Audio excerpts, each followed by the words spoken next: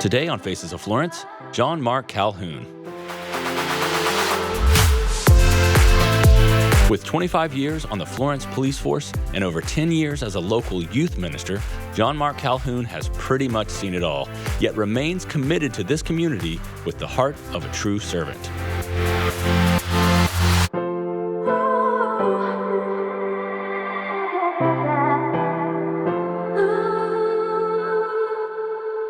Hey, welcome. We're so glad you found us. Radio Free is a 24-hour Christian mixed radio station broadcasting right here out of Florence, South Carolina. So when you're driving around town, remember to tune it in to 92.5. And if you're outside of the Florence area, you can listen 24 hours a day at radiofree.cc. John Mark Calhoun, welcome to Faces of Florence. Man, it is great to be here. Great to be here. Well, we're glad to have you. This is a new series that we're doing here at Radio Free. The idea being that we're called to love our neighbors. It's hard to love your neighbor if you don't know who they are. So we're trying to share some of our friends, some of the people who we think are important neighbors here in Florence, with the rest of the Florence community. So, the bar's up here. No, for real though. I don't know about the important part, but I love Florence. That's for sure. Well, that's it, and that's exactly why I wanted you in that seat, John Mark, is because this is a special town, and I think a lot of people have a sense of that. But when you sit down and talk to people about Florence and about this community, it's really interesting what comes up, and so that's the sort of idea behind this series. Let's get some people to sit down. Let's talk about Florence a little bit. Let's get to know each other. Let's see how Florence is being served by various organizations and churches and different people in town. Let's just have a conversation about it to bring the awareness up. Sounds great. So let's talk first then about you. You are from the area, shall we say. Right, just outside of Florence, Dillon County, a little crossroads community called Fork, South Carolina. Okay, Fork, that's a... Farming capital of Dillon is all I know. All right, so you're from Fork, and you've lived in South Carolina your whole life, right? Absolutely, yep. All right, and then at some point you made the move to jump to Florence from Fork. Yes, I graduated from the University of South Carolina with a degree in criminal justice, and literally stopped in Florence on the way home from graduation and filled out an application to be a police officer. Now, I did have a guy at school that was working with the Florence Police Department. His brother was, and they kind of helped me through the process. So I did have a connection there, but that was in 1988, and so I've been here ever since. Well, let's talk about that for a second because you don't have to have a degree in criminal justice to be a police officer. That's sort of next level stuff. So tell me about that. Where did you get the bug for criminal justice? I don't know. I had a family member that was the sheriff in Dillon County, and so I'd kind of been around it a little bit, and it was just interesting. Yeah. And so I applied. When I applied for school at South Carolina, I applied for the College of Criminal Justice, and I guess at some point before I went, I changed my mind and went into business. Why, you think? I think it was money, to be honest with you. I don't think it was money. Yeah, all right. And just talking to different people that work with my dad and mom, just trying to get a good head start in life. Sure. And but I get to college, and economics was not my friend. And so my roommate, who was in criminal justice, was like really loving class and talking about class. And I caught myself one night reading his school book, and I was like, "This is so stupid. I need to change my major." So that's how it happened. All right. So you come back into town, you swing through Florence, fill out an application, sort of on a whim, you think? No, I was talking to a guy at school. His brother worked here. They were actually twins, and so he was kind of connecting me. So I had a little idea of coming to Florence. I wanted to be here, so it was good. So you joined the Florence police force and spent a lot of time right there on the front lines. Oh, yeah. So let's talk a little bit about that. You 20 years, 25 years? 25 years, 25 years on the force. So you've seen Florence front to back. Oh, yeah. Yeah, I got a lot of great memories, cool stuff, sad stuff. A lot. It's been a great career. I really loved Florence from the very beginning. For me, coming from a little farming community, we didn't even have red lights, and so coming over here it was amazing to me. I know that sounds crazy, but it was really different, really unique experience, being in what we call the city. Back in those days, and so it's just been a really rewarding time here in Florence. Well, tell me what maybe was something you learned about Florence that you didn't know when you got started in your police career, and something that maybe opened your eyes to what's going on here. Well, I'll tell you a funny story first. I work for the city police, so there are city limits. We're bound by the city limits. And I didn't know. I came and I was released on my own. And the first place I wanted to go, my first day on my own, was I wanted to get a Smiley's hamburger. I don't know if you remember Smiley's out by the airport. A lot of that's old school right there. So, but anyway, so I wanted a Smiley's hamburger for my first lunch. So I rode out there and signed out on the radio that I was at Smiley's eating lunch, and sitting there enjoying my hamburger on the picnic table, and my supervisor pulled up and asked what I was doing, and I said, "Well, I'm eating lunch." He said, "You're not in the city limits." And I said, "This is not in the city limits." He's like, "No." And so my first day, I get in trouble for being outside of the city limits. So I didn't know. But it was pretty cool. All right, but obviously it worked. Obviously you stuck around. It worked out. That was the only trouble I got in for a few years anyway. So you've seen Florence go through a couple of ups and downs, maybe economically, politically, crime waves have come up and down. What do you think? How are we doing now? What kind of trajectory are we on?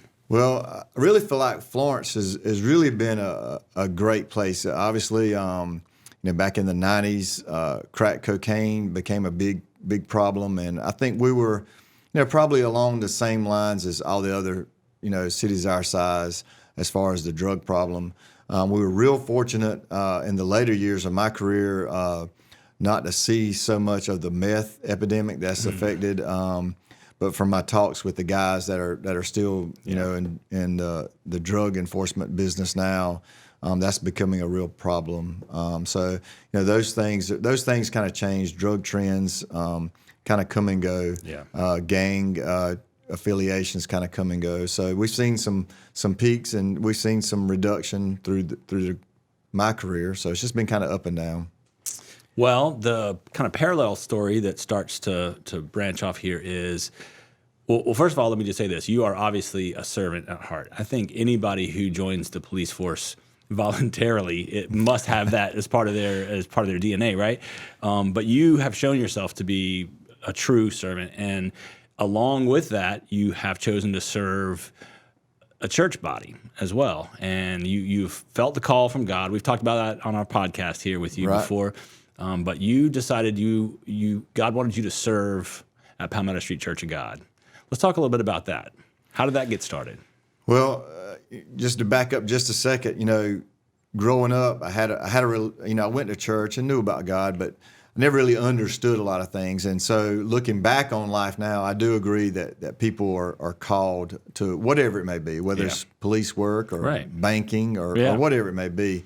Feel like they have a call and a passion. I think we don't always understand God's purpose behind it. Sure. But there is a call. So I realized I had a call on my life to do that, and I really enjoyed it. But at some point, I think it was 2002, 2003 timeframe, God just began to do some different things, and I opened my heart up to Him. And in 2003, I accepted Christ as my Savior, and that began, I guess, my official, role serving Him in 2003.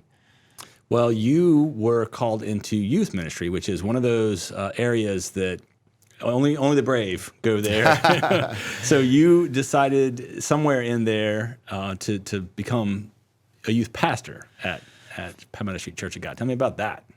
Well, I remember starting, and I really think they just asked me to volunteer because they wanted a cop there. I really think that was it. That's pretty smart on the church's and part, for sure. But I did learn from that. So when Yeah. I transitioned into ministry, I had cop volunteers as well, and so that served me well through the years too. But I really think that's how it got started. And I remember just I'll do anything to help, but I don't want to speak in a microphone or do anything like that. Right. And so I would just kind of be security, if you will, for youth events and so forth. And, started taking out trash afterwards when everybody was gone. I'd take out the trash. And so those little things. But eventually he taught me into making announcements. So that started my career speaking.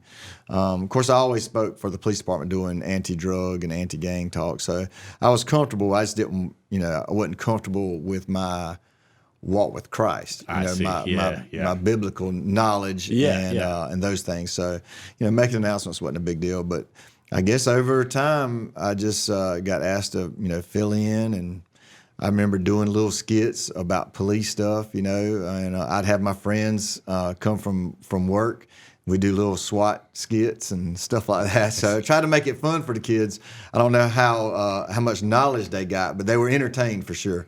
But eventually, things just changed, and I think it was just 5 or 6 years later I accepted a role in ministry at church, kind of part-time, but.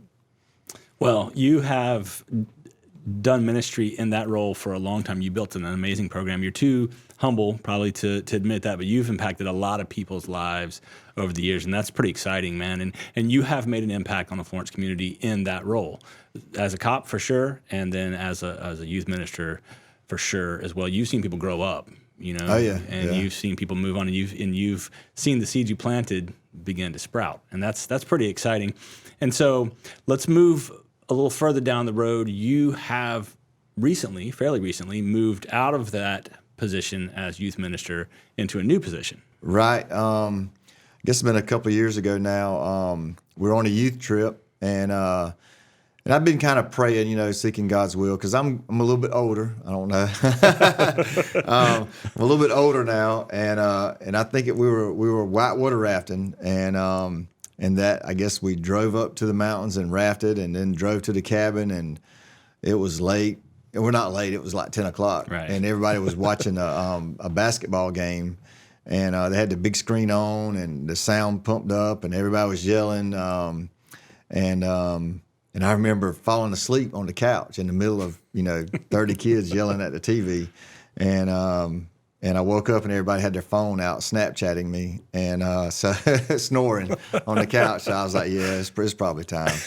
So anyway, I just really began to get serious about what God wanted for my life, and it was hard, man. It was hard because those kids.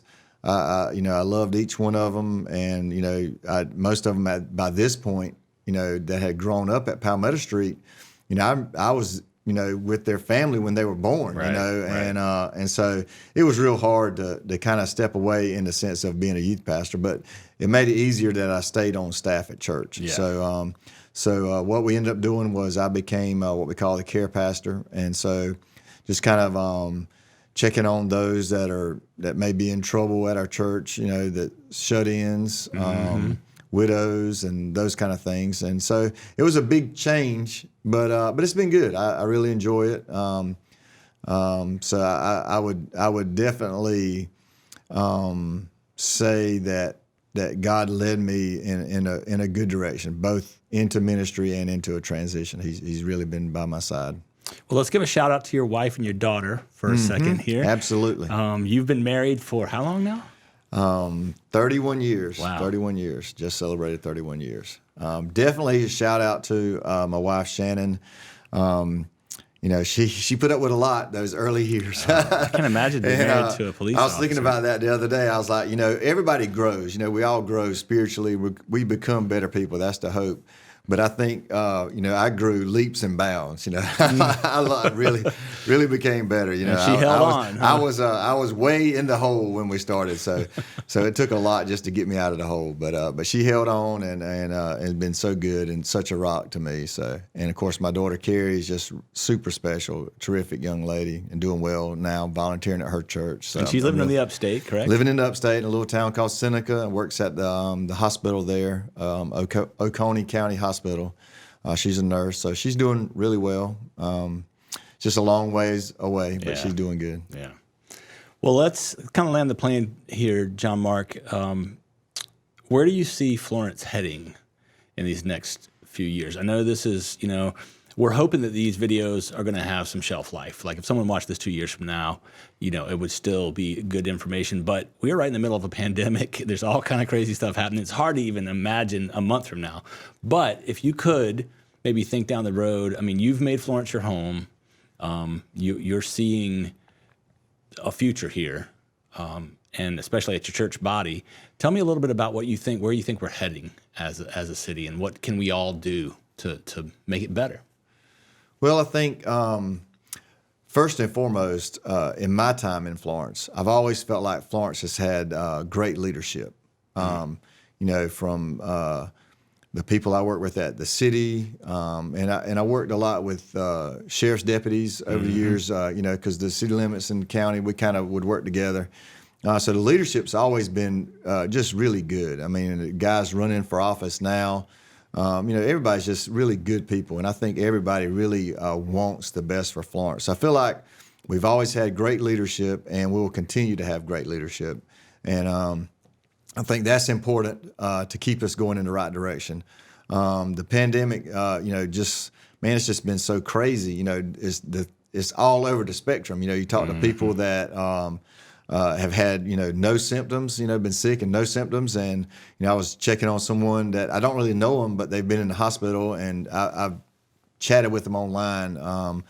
He's been in the hospital on the vent for like a couple of months now, and I'm like, man, how do you even survive that? But, I was just checking his page to get an update this morning, actually. And so it's just been all over the spectrum. But, our people in healthcare, McLeod, and now I guess MUSC, we got some of the best healthcare in the state, absolutely there. So at both hospitals. So I feel like we have done everything we can to do to be prepared for what we're dealing with. We just have to, keep hanging on, supporting local. I love to eat out, so I'm doing my part to support local restaurants. But we supporting local and doing all those things. I feel like, from what I'm seeing and hearing, I feel like we're navigating this season very well. I know in ministry, it's been crazy, but I think, all my pastor friends, I feel like, everybody's doing, pretty good. I think we're all struggling with attendance. And it hurts because you got your church family and you miss them. Yeah. But, you have to realize they have extenuating circumstances, underlying conditions, and they don't need to be there. And so you miss them and you want them there, and you want to reach out and say, come back to church. But at the same time, you have to, respect what they're dealing with. A lot of people have children. I know some people have new grandchildren. My own mom, I haven't really seen her much just because I worry about her and her health. It's just been hard to navigate, but at the same time, I feel like the community is doing well. The pastors I've talked to, while our attendance is suffering a little bit, everyone seems to think giving is pretty stable, pretty good. That's amazing. So that really, I think that reflects on all the churches and pastors that they've done a good job in leading in that part of ministry. And of course, we take that seriously, and so we've been trying to do our part in giving back to the community and to the areas that need help. And so I think it's been an eye-opening process. Sure. We've had to stretch ourselves with, we talked earlier about video stuff and all that kind of stuff. We've had to stretch ourselves a little bit. But it's been going, for what we're dealing with, I feel like Florence as a whole is doing well. I'm sure there are areas, people that are hurting, but I also know there's a lot of people, willing to help and trying to help. So hopefully we can come together as a community and make it through this situation. Well, with leaders like you, then the chances of that are much higher. So we thank you for that. And as we wrap this up, what can the viewers do for you? How can we pray for you? What can we do to support you in your efforts? Because it takes a family, and you're part of the Florence family, and we want to help. Well, we talked about this season of the pandemic and I guess the political stuff that's going on as well. With my background in law enforcement, my heart really hurts for those in law enforcement, just simply because I know those guys. You know what I'm saying? And so my heart hurts for them. So be praying for them. But I also serve the community. And I realize that we're not perfect. We make mistakes. And I was talking with someone. They were talking about how to kind of get rid of officers maybe that aren't really cut out for what we have to do. And I said, you have to understand, a lot of those situations are good guys that have a bad moment. Yeah. They just have that. They had that. That one moment, and unfortunately, it changes the lives of the people around them at that time. And so, you hurt for the community, because I love Florence. I love everybody here, and so, that kind of stuff affects you in a lot of different ways. So pray for our community, our people that serve the community, and the people in the community, that we would be unified. My talks with leadership, and I remember back in my days at the police department, meeting with community leaders and meeting with neighborhood leaders. And, you look back on that and you say, man, that is so important, because that helps us stay unified, and not let outside forces and outside voices interfere with what we're trying to do here in Florence. And so, get involved with your community, get involved with the leaders in your community, with the law enforcement in your community. And let's all work together and pray that we keep our community as best place to live as possible.